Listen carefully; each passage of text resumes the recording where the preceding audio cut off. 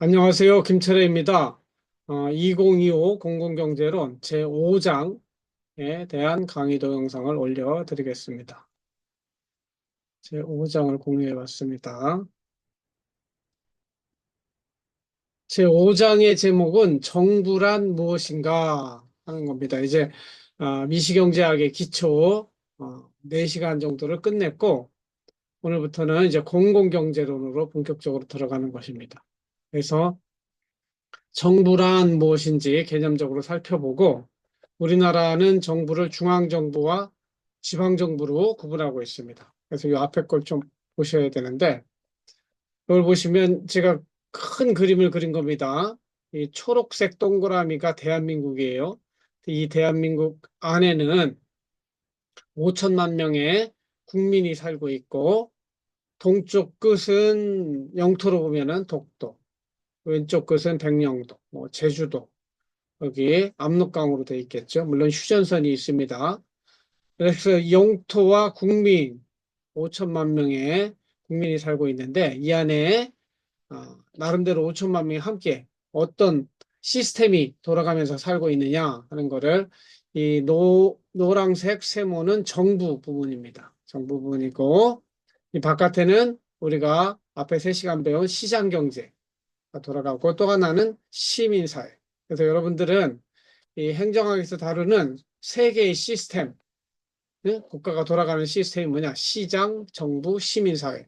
세 개의 시스템으로 돌아간다 하는 것이죠. 그동안 저는 이제 시장 경제에 대해서 미시경제학 원리를 배웠고, 시장 경제는 어떻게 돌아가는가? 수요와 공급에 의해서 가격이 신호등 기능을 하면서 돌아간다고 이야기를 했어요. 그래서 시장 안에서 경쟁이 이루어지면 가장 효율적인 자원 배분이 이루어진다 이야기했고, 그런데 그 시장이 실패할 수 있다고 그랬잖아요. 실패했을 때 그 시장 실패를 치유하기 위해서 만들어지는 것이 정부다. 정부의 가장 큰 특징은 강제력이다. 강제적 공권력을 가지고 시장의 문제를 해결하는 역할을 하죠. 그런데 이 전체 국가 5천만 명 다 다루는 정부는 중앙정부, 법적으로는 이게 국가고 대한민국이 되겠습니다. 그리고 그 대한민국 전체를 17개로 광역자치단체로 나누어서 지방정부, 대전 광역시 이렇게 서울특별시 이렇게 하잖아요. 이렇게 17개의 광역지방정부와 그 밑에 대전시에도 5개의 자치구가 있습니다. 우리는 대덕구에 있죠. 그거는 광역지방정부, 여기는 기초지방정부, 광역자치단체, 기초지방자치단체. 기초지방자치단체는 229개 정도가 있어요. 그래서 중앙정부와 지방정부로 구분될 수 있다. 그리고 이 바깥에 시민사회는 시장처럼 이윤을 추구하지 않지만 공익을 추구하지만 강제력이 없는 거예요. 그걸 시민사회라고 한다. 그래서 중앙정부와 지방정부의 관계는 분권, 중앙정부가 가지고 있는 집권적인 권한을 얼마큼 지방정부에 줄 것인가 이런 부분 다루는 게 분권하고 이 정부 부분과 시장 부분은 규제를 어떻게 완화할 것인가 강화할 것인가 시민사회하고는 시민 참여를 얼마큼 보장할 것인가 하는 문제가 이슈가 되겠다는 것이죠. 그래서 이 정부는 대내외 환경, 정치, 경제 환경, 또 대외적 환경, 정보화, 개방화, 세계화 이런 대외 환경의 변화, 지금 트럼프 환경의 변화가 크잖아요. 그다음에 대내 환경, 지금 뭐 탄핵이 돼 있고 이런 환경에 따라서 어떻게 정부가 해야 이 전체 국민들을 잘 먹고 살게 해줄 수 있는가? 이걸 논의하는 것이 공공경제론이고 행정학이다. 이렇게 볼 수가 있습니다. 그래서 여러분들이 정부란 무엇인가를 나름대로 정리하고 있어야 돼요. 앞으로 4년 동안 행정학 공부하면서. 사전을 찾아보면 어떻게 써 있냐면 입법, 사법, 행정의 3권을 포함하는 통치기구를 통틀어서 말한다. 이 중에서 요 행정 부분, 행정을 맡아보는 국가기관을 협의의 정부, 이 전체를 다 합치는 거를 광의의 정부. 초동 사회 용어 사전을 찾아보니까 국민이 살아가는 데 필요한 법을 만들어 나라에 관한 여러 가지 나란 일을 처리하는 국가기관을 정부라고 한다 그랬어요. 근데 저는 이렇게 정부를 강조해요. 국민이 헌법과 법률에 따라 부여한 강제력을 기초로 국민을 통치하는 govern이라는 뜻이 통치하다는 뜻이에요. rule. 그렇죠.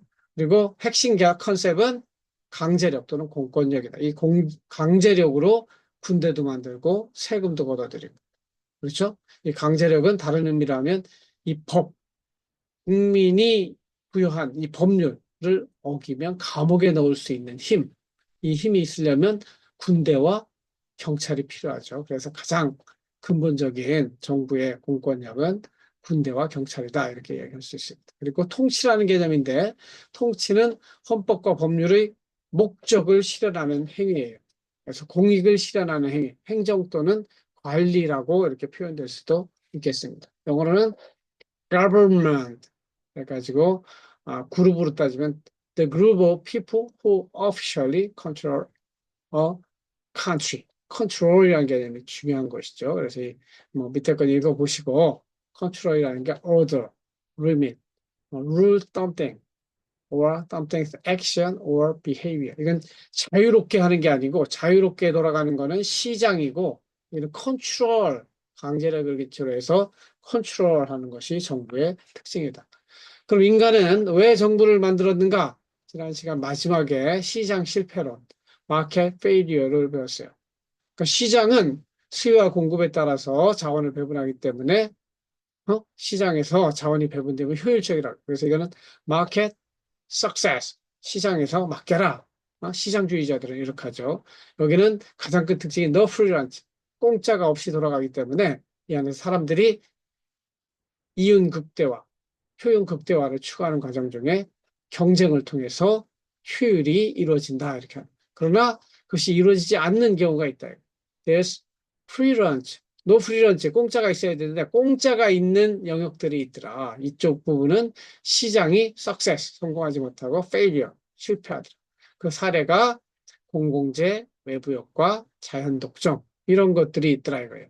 그래서 이런 것들을 해결하기 위해서는 뭐가 필요하다? 강제력을 가진 정부가 필요하다. 그래서 정부가 이런 일들을 잘 문제를 해결하고 국민들을 잘 살게 하면 그거는 government success라고 볼 수 있어요. 그러나 정부가 이런 일을 치유하기 위해서 일종의 의사입니다. 의사가 병을 치료하기 위해서 했는데 돌팔이 의사야. 능력이 없어. 그러면 정부도 실패할 수 있죠. government failure. 그래서 여러분들이 컨셉이 market success, market failure, 그리고 government success, government failure 이런 식으로 한다. 그래서 정부가 실패하면 어떻게 정부를 다시 개혁해야 되죠. 지금 미국 트럼프 정부는 엄청나게 정부 혁신을 하고 있습니다. 공무원들 다 자르고 교육부 없애고 원조기구 다 없애고 이런 작업을 하고 있는데 정부 실패 때문에 하는 일이죠. 또 하나의 관점은 정치학적인 관점에서 소셜 컨트랙이라고 하는 사회 계약론이라는 게 있어요. 그래서 이 사회 계약이라고 하는 거는 사람들이 함께 공동의 계약을 맺는 거죠. 이것이 바로 사실은 헌법이 되겠습니다. 우리가 그냥 헌법이 없는 세상, 사회 계약이 없는 세상은 어떻게 되겠어요? 아나키라고 합니다. 이 아나키 상태에서는 자유가 극대화되기 때문에 장점도 있어요. 그러나 어? 아프리카 정글에서처럼 그 세렝게티 초원에서처럼 약육강식의 세상이고 만인 대 만인의 투쟁. 토마스 홉스가 이야기하는 만인 대 만인의 everyone against everyone. 만인 대 만인의 투쟁이 이루어지는 장이에요. 이렇게 만인 대 만인의 투쟁이 이루어지는 장에서는 약육강식이고 소위 폭력이 제일 센 사람이 지배하게 되어 있죠. 그런 것이 아니라 우리는 사회 계약을 통해서 폭력이 지배하는 사회가 아니고 뭐에? 법이 지배하는 사회, 국민이 지배하는 사회로 만들자고 해서 국민들이 함께 계약서를 쓰는 것을 사회 계약론이라고 해요. 그 안에 들어있는 핵심 내용은 국민 주권주의죠. 국민이 주인이다. 우리나라 헌법 1조 1항 대한민국은 민주공화국이다. 모든 권력은 국민으로부터 나온다. 그러잖아요. 그러니까 국민 주권주의를 천명하고 그 주권을 누구한테 하는 거예요? 정부에게 이양하는, 위탁하는 거예요. 공무원에게, 국회의원에게. 그래서 본질적인 권한은 국민이 가지고 있는 거를 국민 주권주의라고 해요. 그래서 이 정치학적 관점에서 사회계약론은 자기 통치의 원리를 설명하고 있어요. 이거는 계약을 내가 맺었기 때문에 내가 스스로 그 안에 구속되는 거, 통치당하는 거예요. 여러분들이 하루 약속을 일기장에 썼으면 오늘은 뭐뭐뭐뭐 할 거야 하고 자기가 자기 약속에 구속을 받는 거죠. 그 약속이 구체적으로는 법이 되는 것이고 이 법은 꼭대기에 헌법으로부터 헌법, 법률, 명령, 조례, 규칙 뭐 이런 식으로 내려오는 거죠. 그래서 정부가 있음으로 인해서 무정부 상태의 이런 약육강식의 세상이 아니고 국방으로 통해서 외적의 침입을 막고 국민의 생명과 안전을 보호하는 거죠. 경찰이 있고 SOC를 통해서 우리가 함께 쓸 수 있는 시설을 만들고 그리고 사회복지를 할 수 있고 그러나 이 정부가 있음으로 인해서 우리는 기본권에 상당한 제한을 받게 됩니다. 자유권에 군대 가기 싫은데 군대를 가야 되고 세금 내기 싫은데 세금 내야 되고 신호등 지키기 싫은데 신호등 시켜야 되고 그렇죠? 어떤 주민등록번호 이런 것들은 사생활을 침해하게 되죠. 그래서 여러분들이 조지 오웰의 동물농장이라는 소설이 있고 이거 유튜브에 치면 다 나옵니다. 이거 한번 보시면 이 정부가 하는 역할에 대한 비판적인 견해가 나오는데 이런 것도 한번 꼭 보시기 바랍니다. 그래서 정부의 특징은 강제력, 대의민주주의, 시장이 아닌 정치를 통한 행정 서비스 공급 이렇게 특징 질 수 있는데 강제력, coercive power라고 그래가지고 이 강제력은 폭력이에요 일종의. 근데 폭력인데 법에 의해서 행사되는 공권력인 거죠. 그래서 스스로 그냥 폭력을 행사하는 건 자력구제라고 해요. 이 self-help라고 하는 자력구제는 언제만 허용되냐면 경찰이 오지 못할 때 내가 누굴 죽이려고 그래 누가 나를 그런 때는 나도 그 사람을 공격할 수 있죠. 폭력을 쓸 수 있죠. 이런 경우 정당방위 상황이 아닌 이상 자력구제를 할 수 없게 되어 있습니다. 그래서 이 강제력은 사법제도에 의해서 정부만 가지고 있는 강제력이 되겠습니다. 그래서 병역, 납세, 준법의 의무 이런 것들이 생기게 되죠. 그 다음에 두 번째 특징은 이 강제력을 국민이 가지고 있고 국민이 법에 의해서 정부에 부여했는데 그 부여한 대리권, 대의 민주주의, representative라고 하는데 국민 주권은 모든 사람이 모이기 힘들어요. 물론 나는 국민 주권주의자라서 얼마든지 지금 사이버 세상에서는 만날 수 있다고 생각하고 있습니다. 나는 지금은 우리가 하는 대통령, 국회의원 다 뭐예요? 대표자예요. 이들에게 국민의 권리를 줬는데 너무 많이 줬어. 나는 과잉 대표, 과잉 정치라고 생각을 하는데 이거 돌려받아야 된다고 생각하는 사람입니다. 그래서 저는 이거를 스마트폰 앱에 쫙 깔아가지고 모든 권력은 국민으로부터 나오니 헌법재판소 하고 있는 거 있잖아요. 윤석열 자르는 것도 국민이 직접 투표해서 사이버에서 여러분들 만 20세 이상 유권자들이 투표하면 되잖아요. 그 뭐하러 대표자인 헌법재판소에 맡길 필요가 있겠습니까? 민주주의라면. 하여튼 그래서 우리 헌법에서 채택하고 있는 정부는 대의민주주의이기 때문에 나는 이 헌법을 바꾸자고 주장하는 사람입니다. 그 다음에 시장의 수요와 공급에 의해서 서비스가 생산되고 공급되잖아요. 그러나 정부 영역에서는 정치적으로 결정을 돼요. 선거라든가 투표, 수요와 공급이 아니죠. 권력을 위해서 싸우고 권력이 잡은 대통령이 또는 시장이 이런 것들을 결정하게 돼 있죠. 다만 이 안에도 공기업, 기업이 붙어 있잖아요. 기업의 특성을 가지고 있는 거는 시장성과 정치성을 동시에 추구하기 때문에 여기는 상당 부분 정치가 아니라 정치도 개입하지만 시장의 효율성도 반영을 하게 된다. 이런 특징이 있습니다. 그래서 큰 정부로 갈 거냐, 작은 정부로 갈 거냐, 이런 부분에 대한 논란이 있고 선택이 필요한데 이건 사람마다 달라요. 그래서 그 큰 정부, 작은 정부를 판별하는 기준은 첫 번째는 돈으로 따지는 것이고 두 번째는 이제 힘으로 따지는 게 있고 권력이 얼마나 세냐 이런 것들 따지는 게 있고 또 하나는 공무원 수로 따지는 게 있는데 한번 보면은 큰 정부, 작은 정부의 판단 기준은 재정으로 따지면 세금을 얼마 내는가, 내가 버는 돈에서 세금을 얼마 내는가 조사 부담률이에요. 그 다음에 세금 플러스 알파, 우리 준조세라고 하는 우리 4대 보험이 있어요. 국민연금, 건강보험, 뭐 실업보험, 그 다음에 산재보험까지 있는데 이것까지 4대 보험까지 합치면 이거는 국민부담률이라고 하는데 이걸 얼마로 가져갈 것이냐. 북부 유럽은 이 국민부담률이 50%가 넘어요. 근데 우리나라는 30%. 그래서 이렇게 적게 하면 작은 정부, 크게 가면 북부 유럽은 큰 정부 이렇게 가는 것이죠. 공무원 수 비중으로 볼 때도 우리나라는 120만 명의 공무원이 있고 공기업에 한 50만 명이 있습니다. 이게 합쳐서 한 180만 명 가까이 공공부문 종사자가 있는데 이것이 전체 국민에서 차지하는 비중을 가지고 큰 정부냐 작은 정부냐 따질 수도 있어요. 그리고 민간에 대한 정부의 규제 권한이 얼마나 세느냐. 이게 센 정부, 안 센 정부. 그래서 이것도 큰 정부, 작은 정부의 세 가지 기준으로 한번 판별할 수 있다. 이런 것이고. 큰 정부를 추구하는 나라들은 북부 유럽형 웰페어 스테이트라고 이렇게 부릅니다. 복지국가 실현을 위해서 어떻게 해야 돼요? 세금을 많이 걷어들이는 거예요. 그래서 이 복잡한 이 사회 문제에 대해서 정부가 나서서 해결하는 그런 국가를 큰 정부라고 하죠. 그러나 이 정부가 모든 걸 해결할 수 있다면 좋겠지만 government failure도 있다고 그랬죠. 그런 부분들이 발생합니다. 반면에 작은 정부주의자들은 시장 대비 정부의 비중이 낮아야 된다. 아까 20%면 영미계 국가들이에요. 북부 유럽이 아니고 영미계 국가들은 작은 정부를 지향합니다. 정부 실패를 강조하는 것이고 큰 정부는 시장 실패를 강조하는 것이죠. 그래서 영미계 국가에서는 정부는 necessary evil 필요하지만 우리의 자유를 빼앗아가는 우리의 세금 돈을 빼앗아가는 존재이기 때문에 evil이다. 그러니까 최소한의 정부로 가자. 그래서 국방, 경찰, SOC만 해라. 어? 사회복지도 최소한으로 해라. 여기는 웰페어 스테이트잖아요. 그게 아니고 사회복지 하지 말아라. 이런 쪽으로 강조하는 나라들은 작은 정부 이렇게 이야기합니다. 그 다음에 시장 경제하고 정부의 이렇게 역할을 비교해 보면 시장 경제에서는 플레이어들, 기업과 소비자가 플레이어죠. 그 중에 정부가 나서서 제대로 하고 있는지 살펴보는 언파이어, 심판의 역할을 하는 것이죠. 이 법은 경기의 규칙이 되는 거예요.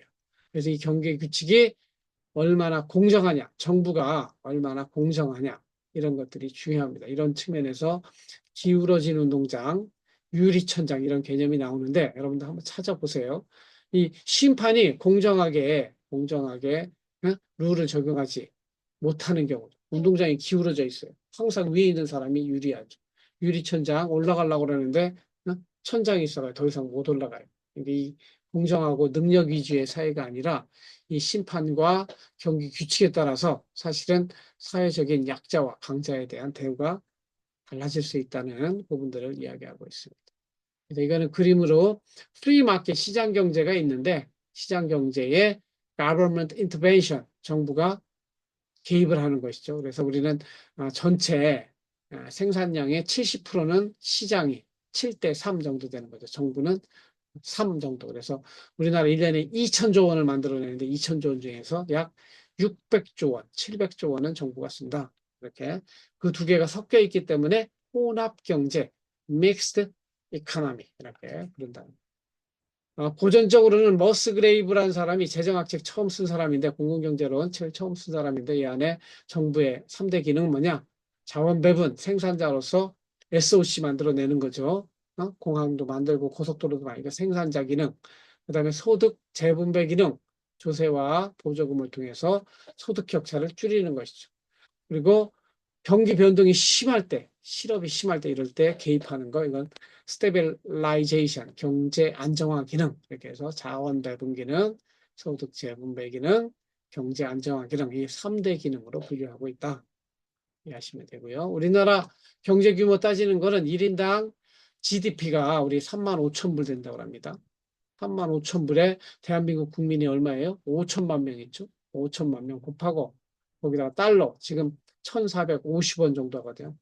환율 곱하고 그다음에 이걸 다 곱하면 우리나라가 한 2,200, 300조 나와요. GDP가 1년에 Gross Domestic Product 국내 총생산이라고 부르는 GDP가 2,100조 정도 나오는데 미국, 중국하고 비교해 보려면 1인당 국민소득 차이가 얼마나 나느냐 또는 인구 차이가 얼마가 나느냐 그래서 이 전체 GDP라는 개념이 경제적으로 따지면 그 나라의 국력을 이야기하는데 국력 미국은 3억 원, 3억 명의 인구가 살아요. 우리나라보다 인구만 따져도 6배죠. 국력이 6배예요. 거기다가 1인 산소득이 우리나라보다 2배 정도 많아요. 그러니까 우리나라의 12배 정도 국력이 센 나라다. 이렇게 잠정적으로 생각해 볼 수 있어요. 중국은 1인당 GDP는 우리나라보다 뭐 한참 적어요. 한 5분의 1 정도밖에 안 될 거예요. 그렇지만 인구가 14억, 우리나라의 한 30배 되잖아요. 그러니까 중국이 우리나라보다 따져보면 중국이 우리나라보다 거의 10배 가까이 국력이 큰 나라가 되는 것이죠. 그래서 1인당 GDP는 국민들이 잘 사는 정도를 의미하는 것이고 국가의 GDP는 국력을 나타낸다. 이렇게 이해하시면 되겠습니다. 그래서 우리나라는 전체 GDP 기준으로 따지면 요거 달러 기준이니까 요거 1734를 원화로 계산하면 한 2100조 정도 된다는 거예요. 그래서 current price 경상 가격 기준으로 전 세계 경제 규모 국력 기준으로 13등 정도 된다. 굉장한 거죠. 전 세계 250개 국가 중에 국력이 우리보다 잘 사는 나라 이 밑에 많아요. 더 잘 사는 나라. 그러나 거기 스위스랜드 이런데 인구가 적기 때문에 GDP가 밑으로 스웨덴도 많잖아요. 이거는 PPP 밸류에이션이라고 그래가지고 보통 커런트 프라이스 경상가격으로 쓰는데 이거는 구매력 지수로 해서 따지는 거다. 이거는 참고만 하시면 돼요. 이걸로 우리가 한 13, 세계 13번째로 국력이 큰 국가주가 되고 있다. 이렇게 생각하시면 돼요. 1인당 GDP는 이미 이제 2021년에 3만 5천 달러를 먹고 아까 이야기한 것처럼 국내 총생산 GDP에 이게 GDP로 따져도 2022년에 2,300조, 23년에는 2,400조 원이 됐다. 이 정도로 생각하시면 되겠죠. 달러 수준으로는 이렇게 되겠죠. 그러니까 억 달러가 되겠습니다. 그 다음에 아까 정부가 중앙정부와 지방정부로 구분되어 있다고 그랬는데 중앙정부는 대한민국 전체를 다루는 정부예요. 여기는 대통령과 그 밑에 행정각부가 있고 그 밑에 국가공무원들이 일을 하게 돼 있죠. 그래서 왜 지방정부를 두어야 되느냐? 옛날에는 지방정부가 없었고 지방정부도 대통령이 다 임명했어요. 그거는 지방자치가 아니라 뭐라고 그러냐면 지방행정이라고 부릅니다. 그런데 국민들이 더 잘 산다고 하는 거는 자립, 자치, 소노는 삼자 사상을 이야기했지만 스스로 결정해서 스스로 책임지는 것이 본래 의미의 민주주의이기 때문에 중앙정부가 명령을 내려서 하는 게 아니고 지역마다 17개의 광역자치단체별로 또 구청별로 스스로 지방자치 조직을 만들고 안에서 스스로 선택을 하고 책임을 지게 하는 것이 더 국민을 행복하게 하는 것이다. 이렇기 때문에 지방자치제를 도입하고 있어요. 그래서 우리나라는 지방자치제 2계층, 광역자치단체 17개, 기초지방자치단체 226개 이렇게 해서 거의 243개의 지방정부가 있습니다. 그래서 중앙정부에서 일하는 사람들은 국가공무원, 네이션와이드 워크, 국가 전체, 그죠? 영토 전체에 5천만 명 국민 전체에 대한 대한민국의 주권을 행사하는 것이요. 국민 대신에 대신하는 게 국가공무원이죠. 그래서 국방, 외교, 교육, 사회복지. 그래서 전체 국민을 대상으로 하는 거는 중앙정부. 지방자치단체라고 하는 거는 공간적으로 특정 지역, 요거를 행정구역이라고 합니다. 대전시에 행정구역이 있어요. 그럼 대전시 행정구역 안에서 요 지역 주민들을 위한 활동들은 국가 전체를 위한 활동이 아니고 지역 주민들을 위한 지역 복지, 지역 산업, 이런 특정 지역 주민들을 상대로 하는 업무를 하는 그 기관은 지방자치단체라고 하고 여기서 일하는 사람은 지방공무원, 여기는 국가공무원, 여기는 지방공무원 이렇게 부르게 됩니다. 그래서 중앙정부도 광의로는 입법, 사법, 행정이 있고 그중에 행정부만 따지면 협의의 중앙정부가 되는 것이죠. 이 행정부 안에 들어가면 대통령과 국무총리, 그 다음에 행정각부가 있어요. 요거를 다루는 법은 정부조직법에 있고 우리나라는 지금 18부 5초 17청 2원 4실 6위원회 52개의 중앙행정기관을 가지고 있습니다. 윤석열 정부 때 국가보훈처가 일로 와서 19개 부처가 되었다고 이해하시면 됩니다. 그래서 19개의 중앙부처가 있고 국무총리로부터 그다음에 이제 이게 대통령 탄핵당했을 때 이렇게 승계 순이에요. 국무총리, 기획재정부, 교육부, 과학기술정보통신부, 외교부, 통일부 이렇게 각각의 하는 일들이 있습니다. 그리고 또 국가보훈처였는데 국가보훈부로 윤석열 정부 때 하나의 부가 더 생긴 거죠. 이 밖에 이제 아까 이야기한 정부조직법 말고 다른 기타 법률에 의해서 운영되고 있는 중앙행정기관으로는 감사원, 방통위, 공정위, 금융위, 국민권익위, 원자력위원회, 행정주심, 복합도시건설청, 세종시에 있는 거죠. 새만금에 있는 새만금 개발청 이런 것들이 있다. 돈은 어떻게 하느냐? 중앙정부가 걷어들이는 돈은 국세라고 하죠. 지출하는 거는 중앙정부의 지출이고. 근데 여기는 돈주머니가 일반 회계하고 특별 회계로 나뉘어서 일반 회계는 전체 살림 전체를 하는 거 일반 회계. 특별 회계는 특별한 목적으로 특별한 수입으로 특별하게 지출하는 거 특별 회계. 기금은 요거보다도 좀 더 특별해요. 그래서 좀 더 자유롭게 지출할 수 있도록 해주는 게 기금이라고 그래요. 여러분들은 그래서 24년도 중앙정부의 수입 지출 이런 정도는 파악을 하고 있어야 되는데 그래서 1년에 아까 이야기했어요. 얼마 쓰고 있냐면 1년에 600 2024년에 630조 640조 정도 쓰는 거죠. 국가 채무는 1000조 원 정도 되고 24년으로 볼 때는 이게 650조 원으로 좀 늘어난 거죠. 채무도 좀 늘어났다 이렇게 보시면 됩니다. 그래서 수입과 지출을 따져봐야 되는데 여러분들도 한 달 수입과 지출 따져보라고 그랬잖아요. 기본적으로 수입의 대부분은 조세, 국세를 통해서 소득에 대해서, 소비에 대해서, 재산에 대해서 세금을 부과하게 되어 있습니다. 그리고 직접세와 간접세는 이 돈 내는 사람과 실제 부담하는 사람의 차이, 납세자와 담세자의 이런 거에서 직접세, 간접세. 그리고 언더그라운드 이코노미, 지하 경제 이런 것들도 찾아보세요. 세금이 아닌데 들어오는 수입, 사용료 수입 이런 것들은 세외 수입. 그렇죠. 담배 피면 국민건강진흥기금이 들어가는데 이거는 기금 수입 이렇게 합니다. 그래서 담배 한 갑이 4,000원이잖아요. 원가는 900원밖에 안 돼요. 3,100원이 세금과 기금 이쪽으로 들어가는 겁니다. 여러분들은 얼마를 세금 내고 있을까? 부모님한테 한번 물어보시기 바랍니다.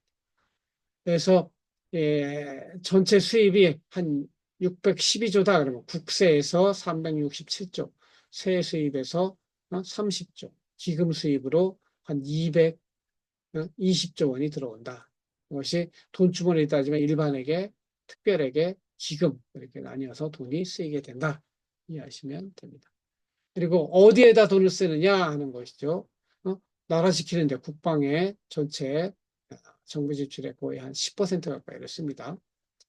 교육에도 한 10%, 교육은 국방보다 좀 더 많이 쓰죠. 여기 보면은. 그 다음에 사회복지가 제일 많아요. 220조 원 제일 많이 쓰고 사회복지가. 사회복지 다음에 교육, 뭐 국방 이렇게 돈을 쓴다고 이렇게 보시면 돼요. 이렇게 해서 전체 2024년 기준으로 656조 원을 정부가 쓰고 있다. 이해하시면 되겠습니다. 지방자치단체들도 지방자치를 하려고 돈을 모으게 되는데 그건 뭐라고 그래요? 지방세라고 하죠. 그런 것들은 좀 이따 살펴보고. 지방자치단체라고 하는 건 국가로부터 자치권을 부여받아 일정한 지역, 행정구역의 지방 사무를 처리하는 것이고, 또 자기 행정구역 안에서 스스로 다스린다는 게 뭐예요? 스스로 결정하고 책임지는 오토노미, 셀프 거버넌스. 이 안에도 이제 대의민주주의가 적용돼서 국회 대신에 지방의회, 대통령 대신에 대전시장, 단체장을 주민 투표로 직접 뽑게 됩니다. 이거를 지방자치라고 부르는 거예요. 사법부는 중앙정부만 하게 돼 있어요. 사법업무는 지방자치가 아니다. 이렇게 이해하시면 될 거 아시고 그 일정한 지역을 우리는 Administrative District, 행정구역이라고 부르고 우리는 광역자치단체, 기초자치단체 두 단계로 나눠서 하고 있다. 그래서 중앙정부가 하는 사무는 중앙사무, 지방정부가 하는 사무는 지방사무 이렇게 부르게 됩니다. 왜 지방자치가 필요하냐? 이거는 나중에 여러분들이 2학기 때 제가 지방자치론을 가르치는데 그때 배우겠지만 아까도 잠깐 설명했지만 스스로 결정하고 스스로 책임지는 것이 행복한 거예요. 그렇기 때문에 사적 자치의 원리가 민법에서도 내가 직접 결정하고 내가 책임지는 거죠. 요게 안 될 때 정부가 개입하는 것이죠. 그래서 이 하위 단위, 밑바닥, 사실은 동사무소 수준에서도 대표를 뽑고 스스로 자치를 해야 돼요. 그래서 하위 정부, 밑에 있는 정부가 먼저 결정을 하고 못하는 것, 그거 못하는 것 정부가 개입하는 거죠. 국방 같은 거는 지방에서 할 수 없잖아요. 국가 단위에. 그거는 국가가 하지만 그것이 아니라 지역에 관한 문제는 지역의 주민들이 지역 대표를 뽑아서 스스로 해결하는 것. 이것이 보충성의 원리가 되고 있고, 그래서 중앙정부로부터 독립과 권한을 보장해서 이 단체 자치권을 받는 건 단체 자치. 밑에서부터 올라가는 이건 하향식이고 이건 상향식으로 국민들이 참여해서 직접 자치를 해보는 것, 실험하는 건 주민자치 또는 동네자치, 근린자치 이렇게 이야기합니다. 우리나라는 그동안 단체자치만 강조되어 왔는데 앞으로는 주민자치가 더 중요하고, 저는 자발성에 기초한 공동체 중심의 주민자치를 강조하는 사람인데, 이거는 2학기 때 지방자치론 시간에 좀 더 자세히 설명을 하겠습니다. 아까 말씀드린 대로 우리나라는 광역자치단체 17개가 있고 기초지방자치단체 226개가 있어서 총 243개의 지방자치단체가 있다. 네, 이해하시면 됩니다. 그래서 지방 정부가 하는 일은 국가사무 이외에 지방에게 부여된 지방자치사무, 기관 위임사무, 단체 위임사무 이런 것들을 생각이 되어 있습니다. 이런 것들 보시면 되고, 돈의 측면에서는 지방세를 통해서 걷어들이죠. 지방세, 그 다음에 지역이 다 어디는 잘 살고 어디는 못 살고 이렇게 하기 때문에 불균형적으로 발전하고 있기 때문에 지방교부세라고 하는 거를 국가가 국세로 걷어들인 것 중에 일부를 지방에 나눠주는 거, 지방교부세라고 하고, 특정한 사업에 대해서는 국가가 보조금을 줘요. 이런 것들은 국고 보조금이라고 이렇게 부릅니다.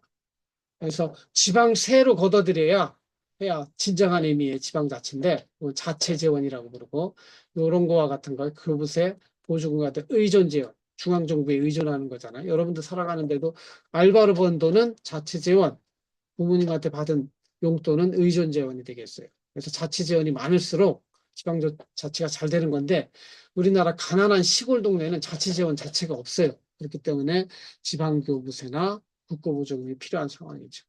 그래서 대전시도 한번 여러분들이 살펴봐야 되고, 지방재정의 구조도 일반에게, 특별에게, 기금, 여기에 이제 교육 자치가 따로 되어 있기 때문에 이렇게 별도로 구분되고 있습니다. 수입과 지출 이것도 살펴보시고, 대전시 또 1년에 대전시장에 한 7조 원을 써요. 6조 원에서 7조 원 정도 쓰는데 어디에 쓰이는가 보여주고 있습니다. 마지막으로 토마스 홉스가 리바이던에서 한 말을 하고 정리하겠습니다. The condition of man is a condition of war of everyone against everyone. 이게 만인 대 만인의 투쟁의 상황이라는 거예요.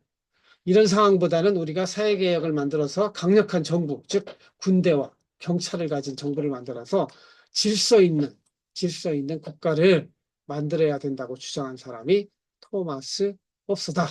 이런 정도 이해하시면 되겠습니다. 이 정도에서 제5장에 대한 강의 동영상을 마치고 나머지 내용은 수업 시간에 질의응답 하면서 살펴보도록 하겠습니다. 들어주셔서 감사하고 실제 수업 시간에 만나서 대화 나누도록 하겠습니다. 고맙습니다.